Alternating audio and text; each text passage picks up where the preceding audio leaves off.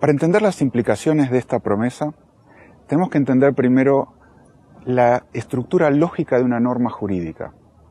Porque, por lo menos en mi vida, yo siempre creí que las normas decían no se puede hacer esto o no se debe hacer lo otro.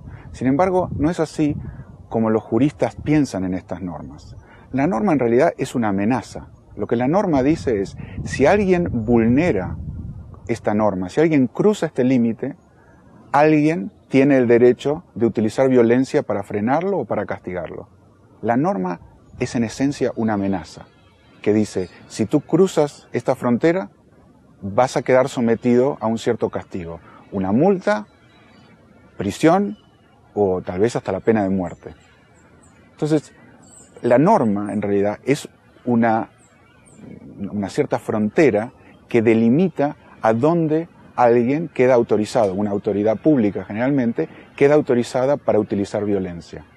Si ponemos esto con el principio de no agresión, ¿qué significa? Que las únicas normas éticamente congruentes con el principio de no agresión son normas que amenazan con penas a quienes vulneren el derecho a la vida, a la libertad o a la propiedad de otros.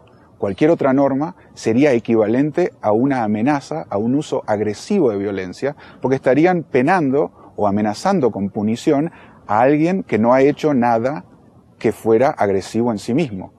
Una persona en su acto pacífico quedaría amenazada o sería pasible de castigo por otras personas que consideran que lo que hizo está mal.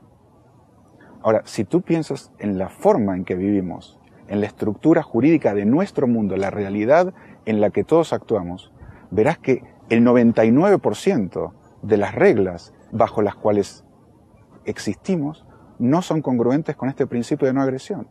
Tomemos, por ejemplo, la situación de muchos estados durante un tiempo pasado en el cual la homosexualidad era penada, ¿no? Tener una relación homosexual era ilegal. ¿Qué significa esto? Bueno, que la policía podía entrar y atacar a esta gente que tenía un amor por alguien de su propio sexo. Ahora, ¿a quién habían atacado estas personas? Siendo homosexuales era un acto voluntario que no vulneraba ni el cuerpo, ni la vida, ni la libertad, ni la propiedad de nadie. Sin embargo, había una amenaza de violencia que decía, si ustedes hacen esto porque a otras personas no les gusta y estas otras personas no están dispuestas a tolerar este acto voluntario, entonces estas otras personas les van a imponer un castigo que puede llegar desde, como dije, una multa, y si ustedes se resisten a la multa, a la prisión, y si se resisten a la prisión, a que el poder de policía utilice fuerza letal, matándolos. La homosexualidad no es un tema terriblemente difícil hoy. La mayoría de nosotros aceptaríamos que la gente tiene derecho a amar a quien quiera y mientras no ataquen a nadie, la gente en su privacidad puede hacer lo que quiera con su amor y su sexualidad. Pero hablando del dominio del cuerpo y el permiso de utilizar mi cuerpo como mi propiedad, un tema muchísimo más controversial es el tema de las drogas. Ahora, hay que aclarar, o quisiera aclarar, que esto no tiene absolutamente nada que ver con lo que uno considera bueno o malo, con lo que uno considera aceptable o no aceptable o deseable para la sociedad. Esto simplemente es un principio que dice cuándo tengo el derecho de no tolerar las elecciones de otra persona, de no respetar sus decisiones y utilizar fuerza física para impedir que complete aquello que decidió hacer. Tomemos el caso de las drogas entonces. Personalmente podemos tener cualquier posición frente a ellas, desde el que nos gusten hasta que nos parezcan la peor lacra de la sociedad. Pero este principio lo que dice es, mientras alguien solamente consume una sustancia en la privacidad de su cuerpo, nadie tiene derecho a impedírselo. Nadie tiene el derecho ético de utilizar violencia para castigarlo.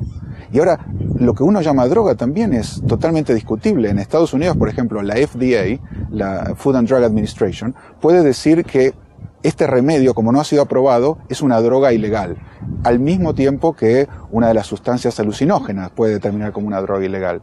Pero la verdad que desde el punto de vista de este principio es totalmente irrelevante si es un remedio aprobado o si es una sustancia psicotrópica o si es un yuyo que no hace nada. Lo único que importa es que la persona está tomando una decisión privada, en forma voluntaria, sin afectar a nadie más, por lo tanto, de acuerdo a este principio, nadie tiene derecho a utilizar violencia en su contra. Entonces empieza a pensar, si tú prometes vivir de acuerdo a este principio, no solo no puedes utilizar la fuerza tú, tampoco podrías votar por un gobierno que apoye la lucha contra las drogas, porque eso estarías dando tu autorización, tu condonación y tu asociación con una persona que está diciendo explícitamente que va a iniciar actos de violencia contra gente que no ha hecho nada para atacar a sus semejantes.